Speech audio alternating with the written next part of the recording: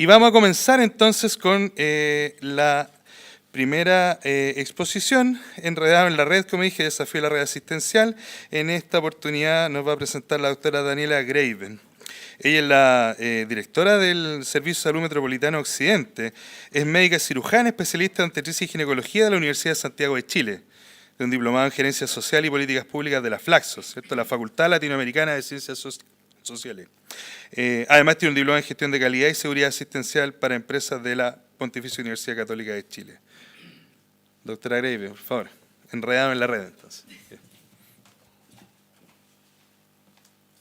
Bueno, buenos días a todos y a todas. Agradecer la invitación, agradecer el nombre también de la charla, Enredada en la Red, o Enredadas en la Red.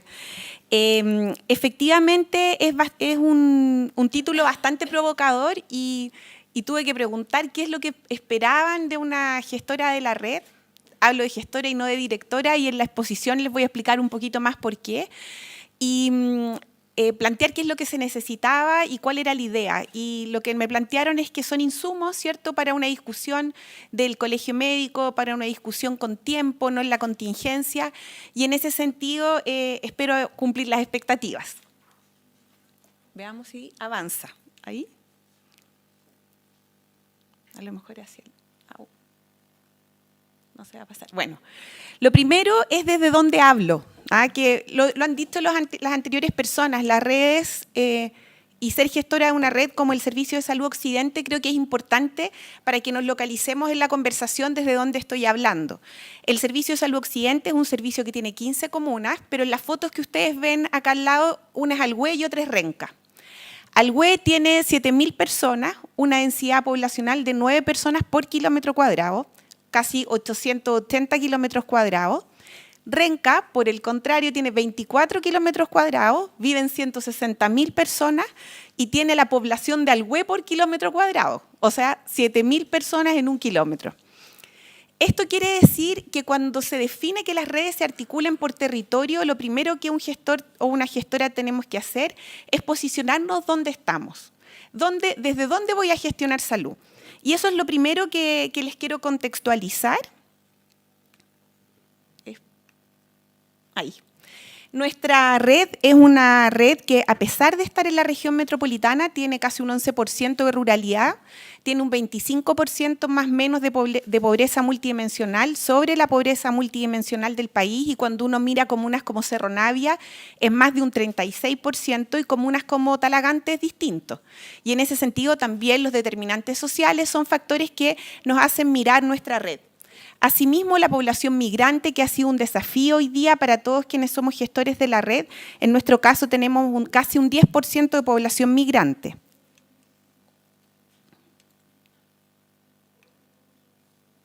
Creo que voy a aprender A nadie no le ha pasado con este... ¿Hacia dónde? ¿Hacia acá?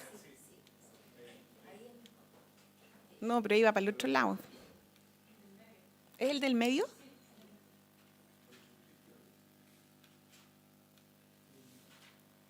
Ahí me pasé una. Bueno, la red, nosotros tenemos 35 CEFAM, 20 SECOF, 16 postas rurales, un hospital comunitario, 22 SAPU, 6 SAR, 6 SUR, 9 COSAM, pero lo más importante de esta diapositiva es la foto. Ahí están todos los CEFAM de la red. Nosotros logramos la certificación de estos CEFAM el año pasado, hicimos un reconocimiento.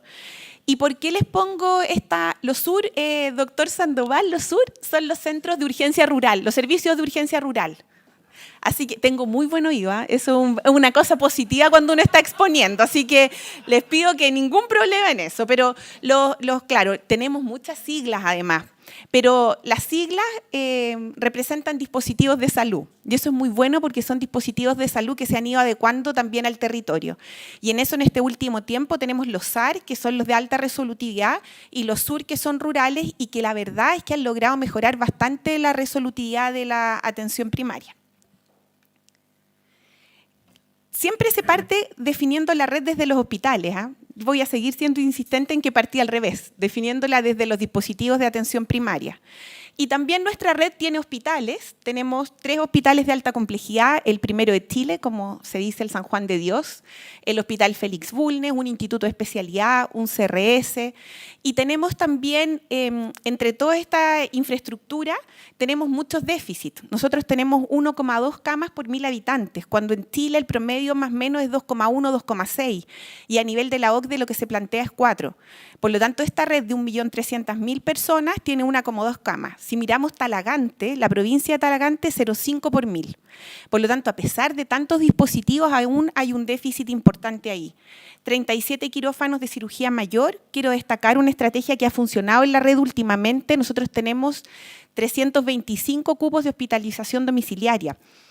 Eso quiere decir que tenemos un establecimiento más. Si uno mira, hay un hospital o 2 hospitales, en el caso de Peñaflor y Talagante, fuera, en las casas, y que eso es muy bien valorado por la población. Y tenemos más de 10.000 trabajadores, si no incluimos los trabajadores y trabajadoras de atención primaria, si no llegamos a ser casi 16.000 personas que trabajamos en la red.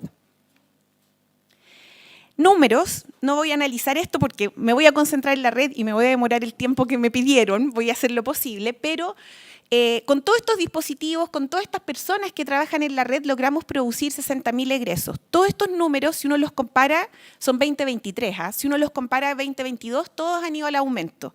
Pero lamentablemente también si miramos el cuadro que está a nuestra derecha, tenemos tiempos que no nos enorgullecen en nada y aumentos de la lista de espera también de manera significativa. En ese sentido, tenemos 72.000 casi intervenciones quirúrgicas, casi 600.000 consultas de especialidad, 1.070.000 consultas de atención primaria de morbilidad, bajo, sí, los controles son como 300.000. Entonces uno dice, en atención primaria lo que estamos produciendo es morbilidad y atención de urgencia. Y cómo nos cambiamos ese foco a producir controles, prevención y que el acceso a la red no sea por la urgencia. Hoy día, si ustedes miran, toda la red tiene casi 1.600.000 atenciones de urgencia. Y eso quiere decir que desde dónde está accediendo nuestra población a la atención de salud es desde la urgencia, que no es el foco que uno plantea. En la lista de espera, nosotros logramos el objetivo prácticamente que se nos había planteado el primer desafío, que era tener medianas bajo 200 días el año 2023. Sí, hay un tema importante de destacar, que teníamos medianas en algunas listas, como la ambulatoria, sobre casi 400 días de espera. Así que fue un desafío bastante importante entre el 2021 y la fecha, la disminución. Pero así todo, tenemos casi 5.000 garantías retrasadas. Y tener 5.000 retrasadas, de las cuales más de 1.000 son oncológicas. Esto les quiero contar porque aquí hay un problema de gestión de la red. No estoy diciendo que lo hacemos perfecto, pero este es uno de nuestros grandes desafíos. Y cómo gestionamos la red asistencial hoy, y no sé si esto, no muestra, pero la idea, consulta nueva especialidad CNE, sí, ven, yo y mis siglas, yo y las siglas. Bueno, aquí está lo primero, que es la resolutividad en la atención primaria. Nosotros en la gestión de la red debemos y hemos tratado de intencionar que la gestión se enfoque en esto. Nosotros deberíamos resolver más del 80-90% de los problemas de salud en atención primaria, y eso es un tremendo déficit. Y es un tremendo déficit no porque falten CESFAM solamente, no porque quizás necesitemos más especialistas, sino que tiene que ver con la importancia que le estamos dando, y no solo la importancia a nosotros desde salud, sino también la comunidad.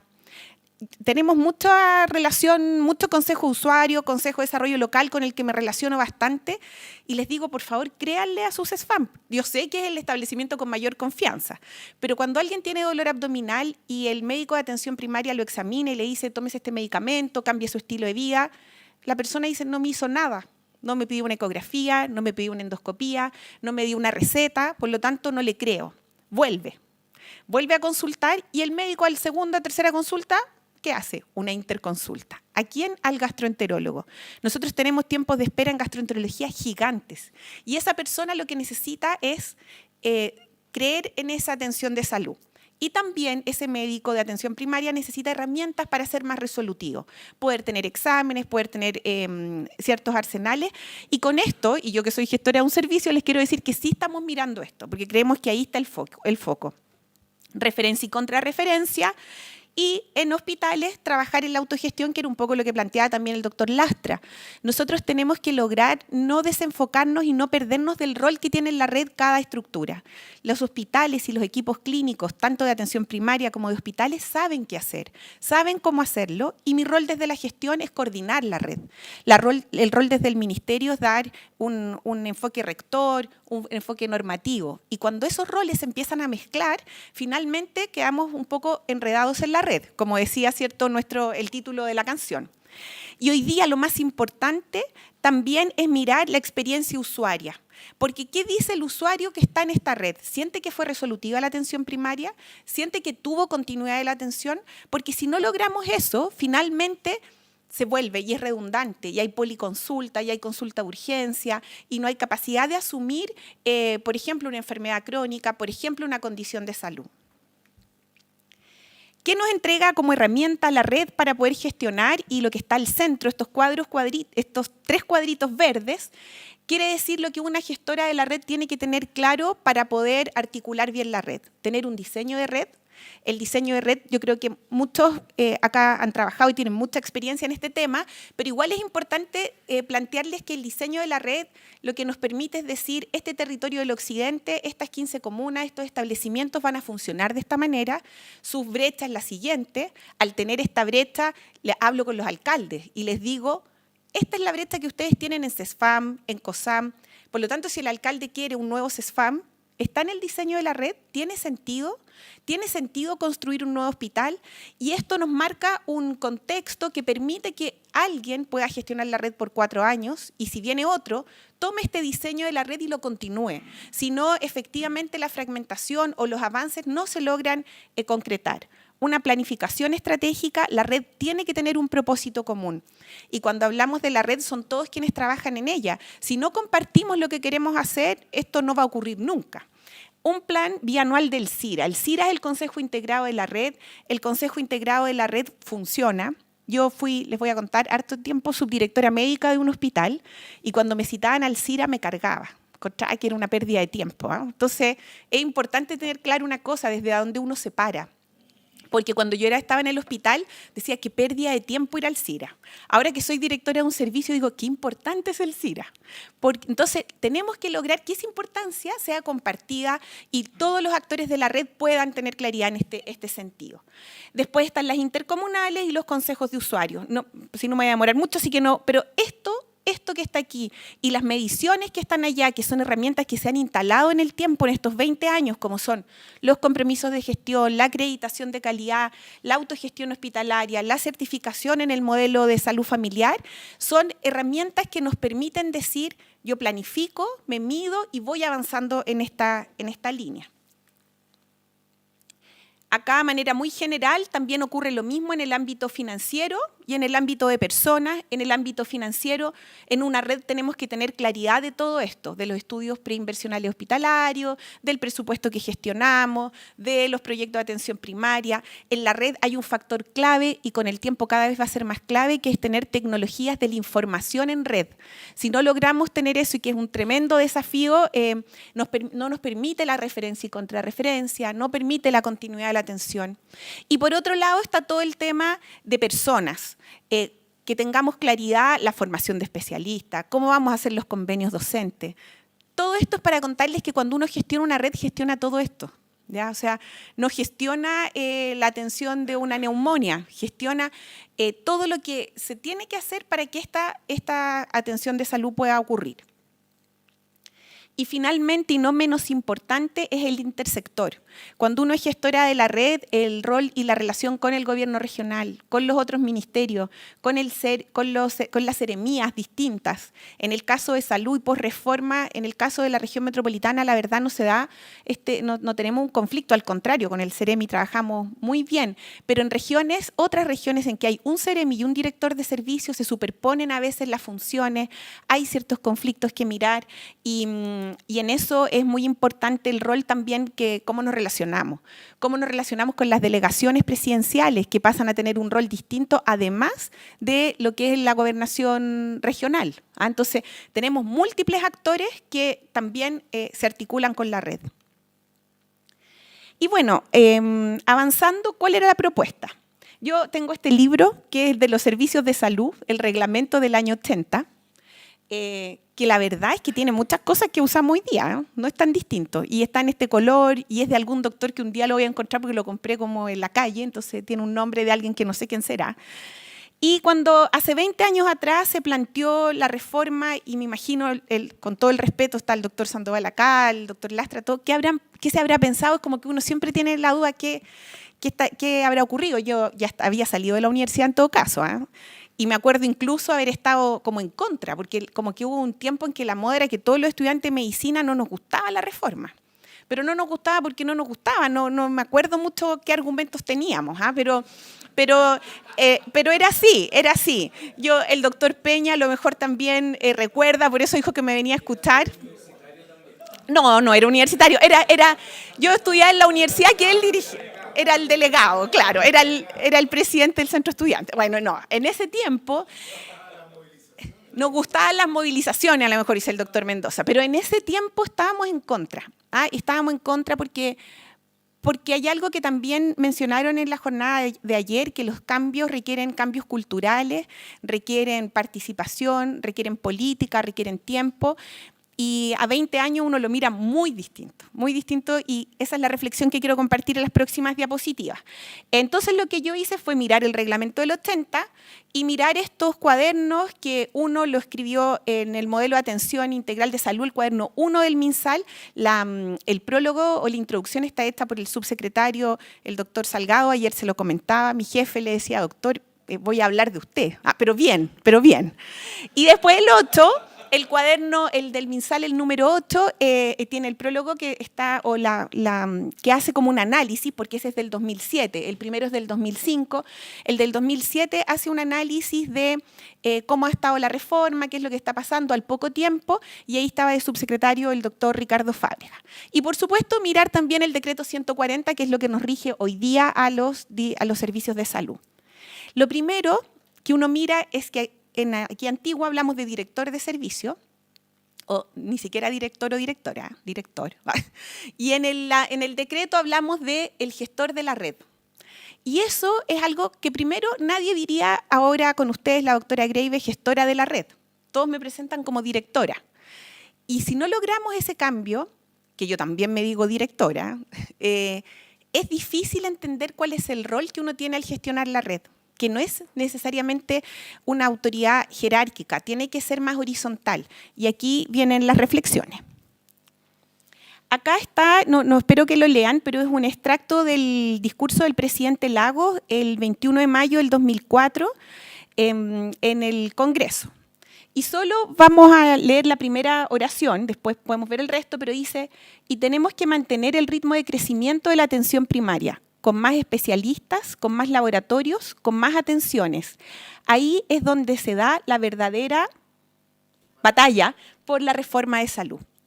¿Y por qué lo planteo? Porque hace 20 años atrás nosotros estábamos hablando lo mismo. O sea, estábamos hablando y con énfasis en que la reforma de salud se da en la atención primaria. Pero cuando miramos los hechos concretos en los últimos 20 años, todavía nos cuesta mucho mirar que la atención primaria es de verdad lo primero, y se llama primaria porque es primero, no porque es más básica. Y se llama primaria y no periférica. No sé si alguien leyó, en el reglamento del 80 dice el director de atención de salud periférica. Así se llamaba. Entonces, hemos avanzado, sí, porque ya no se llama periférico, se llama primario. Pero nos cuesta todavía mirar que ahí es donde tenemos que comunicacionalmente darle la importancia, para que la persona no busque al especialista para tener claridad que ahí está la solución, ¿cierto? Entonces, en esta serie de libros que estuve revisando, o sea, documentos del ministerio de aquella época, ¿cuál era el contexto de la reforma del 2004? Y son los que están ahí a continuación, y si uno mira, es el contexto que hoy día nos podría motivar una reforma también, ¿cierto? Uno podría decir, el modelo de atención hay que mirarlo, las prestaciones tienen un mayor costo, la necesidad de usar eficiente los recursos públicos. Después decía también que había una obsolescencia en el modelo de atención de salud y hablaba que era curativo y centrado en el hospital. Hoy día, si alguien mira cómo funciona una red de salud, ¿cómo diría que es? Curativa y centrada en el hospital. no hemos logrado dar el paso. Y esa es la reflexión, el aporte que yo quiero hacer hoy día. Que hay que fortalecer la atención primaria, que hay insatisfacción, que hay falta de cobertura. Después, en el cuaderno, en el número 1, si ustedes miran el dibujo que se hace del modelo de atención integral en salud con enfoque familiar, el círculo más grande, que este es del 2005, habla de la familia y la comunidad organizada. Y este cuadrito lo dejamos de usar. Nosotros en las presentaciones en general usamos como el cuadro más vertical, como el que mostraba el doctor Lastra. Entonces tenemos que volver a mirar. Cuando habla cuáles son las herramientas que tiene la red para rearticularse, son las que yo les dije al principio que uso. Eso es muy bueno. O sea, quiere decir que si implementamos los CIRA, si existe articulación, si existe el concepto de referencia y contrarreferencia, si existe el tema de compromiso de gestión, todo eso se ha avanzado. Pero ¿se ha avanzado para quién? Y eso es lo que les quiero decir. Aquí algunas frases que me gustaría compartir.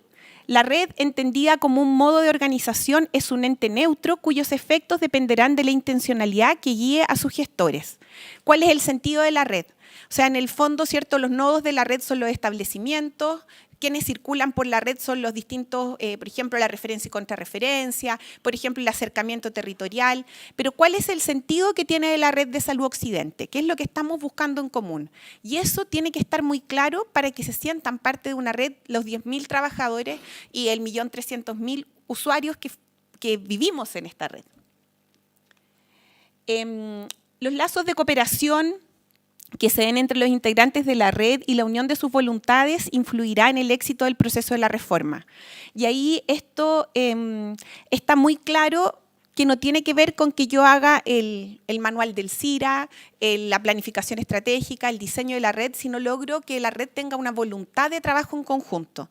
Y eso es lo más difícil y es lo más difícil de articular en 4 años, que es lo que dura más o menos 3 años, puede durar un gestor de la red.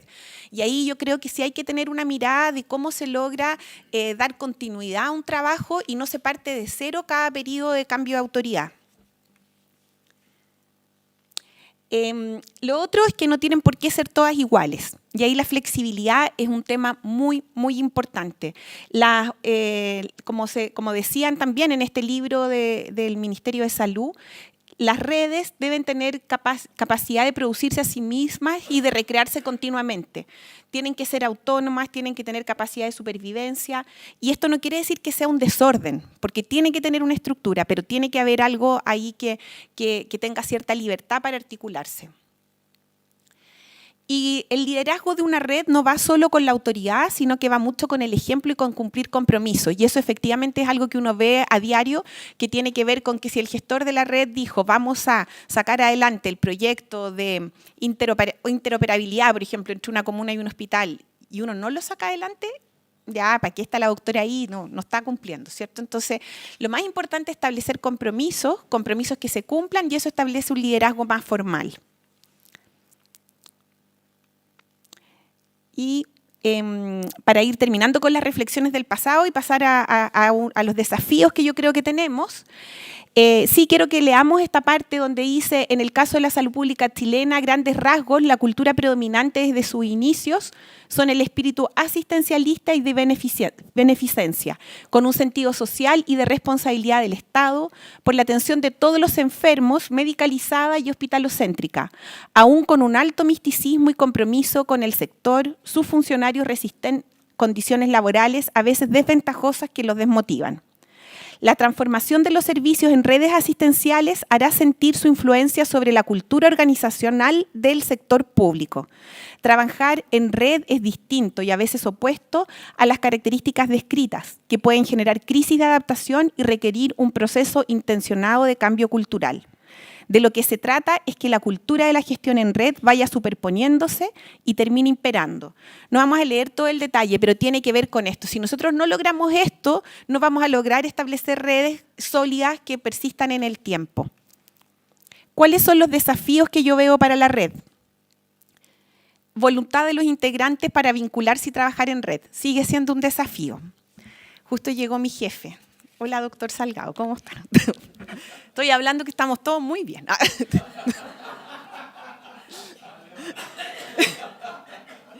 ¿Qué es lo que yo creo que o sea, qué es lo que hemos analizado? Que hay una fragmentación dentro de la misma red. Y esto tiene que ver, todos los que estamos aquí somos gestores o gestoras. Y en general sabemos de esto, hablamos de esto, qué es la red, qué es un servicio de salud. Preguntémosle a un cardiólogo en un box del San Juan de Dios, ¿qué es la red? Me va a decir, ¿de qué está hablando, doctora? ¿Cuánto saben los equipos clínicos y cuántos sienten que les hace sentido la red? Mientras no logremos eso, muchos dicen que ganas de juntarme alguna vez con la atención primaria, porque yo tengo una idea, y nosotros decimos, ya doctor, sí, pero necesitamos que haga 10 ecocardios, ¿cierto? Entonces no le damos ese espacio. Y entonces hay un discurso de la red a nivel de los gestores, y hay un discurso de la red al nivel de quienes articulan realmente la red que no es el mismo. Y mientras no logremos enfocarnos en eso, va a ser muy difícil. ¿Cómo se forman en docencia, en el pregrado? Un interno, un becado. Cuando a un interno en medicina le pregunta, ¿qué es la red? Es que parece que en una clase de salud pública un día me hablaron de eso. Pero no saben. Entonces creen que el mundo es el hospital y hacer interconsulta.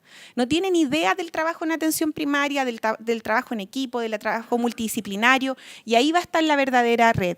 Entonces se requiere orientar la reforma a la gestión de personas que trabajan en la red.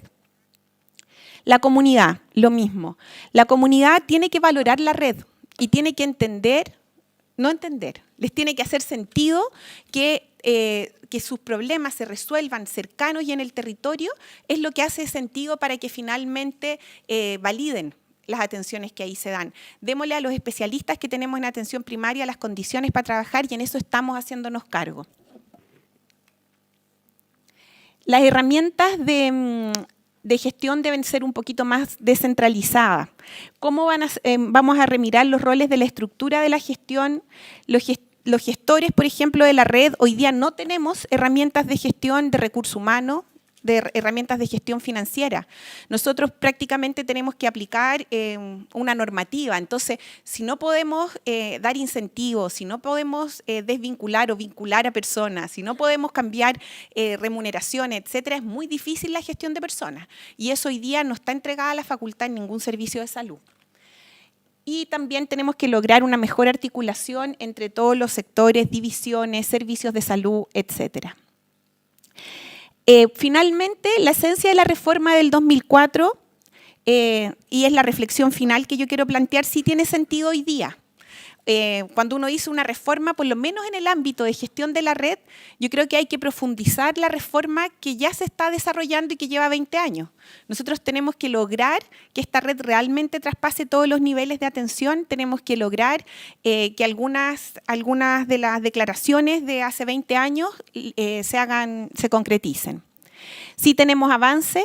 Y volver a mencionar lo que les dije antes, ya no se llama director de atención periférica, se llama director de atención primaria y hemos avanzado en la atención primaria universal. Nuestro servicio tiene 2 comunas pioneras, Alhué y Renca, y vemos que sí hay demostraciones que podemos seguir adelante y hay cosas que cambiar. Así que muchas gracias a todos y a todas. Eso es lo que quería compartir hoy día.